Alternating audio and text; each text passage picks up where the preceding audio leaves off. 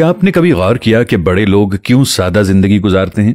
Doctor नजीर साहब 1960 में government college Lahore के दबंग प्रिंसिपल थे। उनके पास सिर्फ 2 सूट थे, एक लॉन्ड्री में होता और दूसरा वो पहन लेते। स्लीपिंग सूट वो बाथरूम में लटकाए रखते। जूता वो 4-5 साल के लिए खरीदते, खराब हो जाते तो इसकी मरम्मत करा लेते, ज्यादा खराब हो जाए तो मजबूरी में नया खरीद लेते, और जब तक वो मुकम्मल तौर पर खराब नहीं होता था उसका इस्तेमाल भी जारी रखते। ये 1960 की दहाई में गवर्नमेंट कॉलेज के प्रिंसिपल और मुल्क के बड़े दानिश्वर का लाइफस्टाइल था। और वो ऐसे प्रिंसिपल थे जो सदर अयूब खान को भी इम्तिहान के दिनों में कैंपस आने की इजाजत नहीं देते थे। उन्होंने गवर्नमेंट कॉलेज की 3 अतराफ की सड़कों पर हॉर्न बजाने पर पाबंदी लगाई और ये पाबंदी 30 साल तक कायम रही। लेकिन आप इस शख्स की सादगी देखिए, उसके कमरे में वार्डरोब नहीं थी। अब सवाल यह है कि क्या डॉक्टर साहिब सादगी के सिलसिले के वाहिद मुजद्दिद थे? जी नहीं। दुनिया का हर बड़ा इंसान और बड़ा मुआशरा डॉक्टर साहिब की तरह सादा होता है। क्यों? क्योंकि सादगी जहानत का आखिरी दर्जा होता है। इंसानी जहानत के 5 दर्जे होते हैं। पहले दर्जे के इंसानों को स्मार्ट कहा जाता है, दूसरे दर्जे में ज़हीन लोग आते हैं, ये इंटेलिजेंट होते हैं, तीसरे दर्जे में ब्रिलियंट आते हैं, चौथा लेवल जीनियस यानी आइंस्टाइन किस्म के लोगों पर मुश्तमिल होता है, जबकि इंसानी जहानत का आखिरी दर्जा सादगी होता है, यानी सादगी जहानत की पीक होती है। शायद यही वजह है कि दुनिया के तमाम नबी, औलियाए कराम, साइंसदान और बैनुल-अक़वामी लीडर सादा थे। ये छोटे कमरों में इंतहाई जरूरत की चीजों के साथ जिंदगी गुजारते रहे। बड़े मुआशरे भी सादा होते हैं। मैं इस सिलसिले में जापान, चीन और जर्मनी की मिसाल दूंगा। ये तीनों दुनिया की बड़ी मईशतें हैं, लेकिन इनके लोग इंतहाई सादा और आजिज हैं। आप उनसे रास्ता भी पूछेंगे तो ये हाथ जोड़कर आपके सामने खड़े हो जाएंगे। छोटे घरों में रहते हैं और कम से कम वसाइल में जिंदगी गुजारते हैं।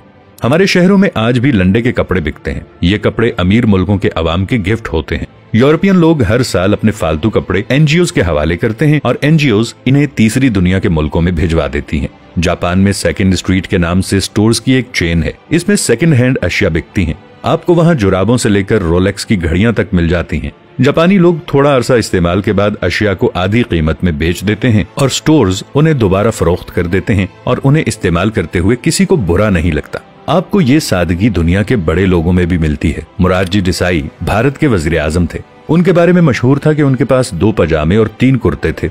ये बरसों ये कपड़े पहनते रहे। जब वो फट गए तो उनकी बेगम ने कुर्ते काटकर रुमाल बना दिए और देसाई साहिब बाकी जिंदगी वो रुमाल इस्तेमाल करते रहे। एप्पल कंपनी के बानी और मालिक स्टीव जॉब्स ने पूरी जिंदगी जीन्स की सस्ती पैंट और $10 की स्याह शर्ट पहनी। उनके कमरे में फर्नीचर भी नहीं था। वो फर्श पर सोते थे और इंतहाई थोड़ी और सस्ती खुराक खाते थे। मरने के बाद उनकी वार्डरोब से 3 जूते, 2 पैंट्स और 5 घिसी हुई स्लीवलेस शर्ट्स मिली। बिल गेट्स के कपड़े भी सादा और सस्ते होते हैं। आप उसे 3 रंगों के सस्ते सूट में देखेंगे और ये सूट्स भी बरसों इस्तेमाल होते हैं। वॉरेन बफेट आज भी पुराने घर में रहता है, पुराने सूट्स पहनता है और $5.5 का मैकडॉनल्ड का बर्गर खाता है। दुनिया के इस वक्त के अमीर तरीन शख्स एलॉन मस्क ने अपने तमाम घर, जिनकी मालियत $134 मिलियन थी, बेच दिए हैं और अब उसका कोई मिल्कियती घर नहीं है। ये ऑफिस के छोटे से कमरे में रहता है और इसका लाइफस्टाइल आम मिडिल क्लास अमरीकी से भी पस्त है।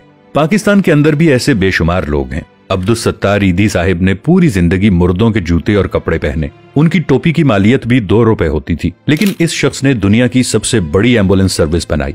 जिंदा लोगों में सैयद बाबर अली कमाल इंसान है। ये 97 साल की उम्र में भी लम्स में ऐसे डिपार्टमेंट्स बना रहे हैं जो 10 साल बाद मुकम्मल होंगे। लेकिन आप उनके कपड़े और जूते देख लें, आप हैरान रह जाएंगे। ये गाड़ी भी सस्ती इस्तेमाल करते हैं। सेठ आबिद भी सादगी की मिसाल थे। मैंने उन्हें हमेशा एक ही किस्म के शलवार कमीज में देखा। उनसे एक बार इसकी वजह पूछी गई तो उनका कहना था, जब 2-3 शलवार कमीजों में गुजारा हो सकता है तो फिर मुझे अपनी अलमारी भरने की क्या जरूरत है। मैं रीड फाउंडेशन के बानी महमूद साहिब से बहुत मुतासिर हूँ। उन्होंने मुल्क में 400 स्कूल्स और कॉलेजेस बनाए हैं। इस वक्त भी उनके स्कूलों में 1.5 लाख तालिब इल्म पढ़ रहे हैं। मगर आप उनकी सादगी देखिए। उन्होंने 30 साल बाद भी वही स्वेटर पहना हुआ था जो उन्होंने पहले स्कूल के इफ्तिताह पर पहना था। उनसे जब वजह पूछी गई तो उनका जवाब था, स्वेटर का काम सर्दी रोकना होता है और अगर मेरा स्वेटर ये काम कर रहा है तो फिर मुझे नया खरीदने की क्या जरूरत है। इससे रकम भी जाया होगी, इसे महफूज रखने की कोफ्त भी उठाना पड़ेगी और किसी ऐसे शख्स की हक तलफी भी होगी जिसके पास स्वेटर नहीं है।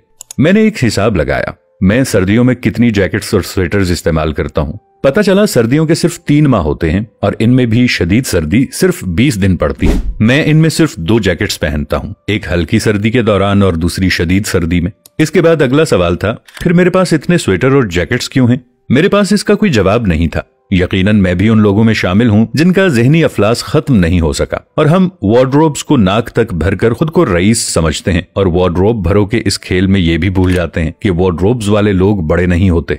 बड़े वो होते हैं जिनके कमरों में डॉक्टर नजीर अहमद साहिब की तरह वार्डरोब्स नहीं होती। ये लोग जानते हैं कि जरूरतें महदूद होती हैं, लेकिन हवस की कोई हद नहीं होती, और क़नाअत का असल मफहूम भी यही है। नाजरीन, वीडियो को लाइक और शेयर जरूर कीजिएगा। मिलेंगे नई वीडियो के साथ, तब तक के लिए अल्लाह निगहबान।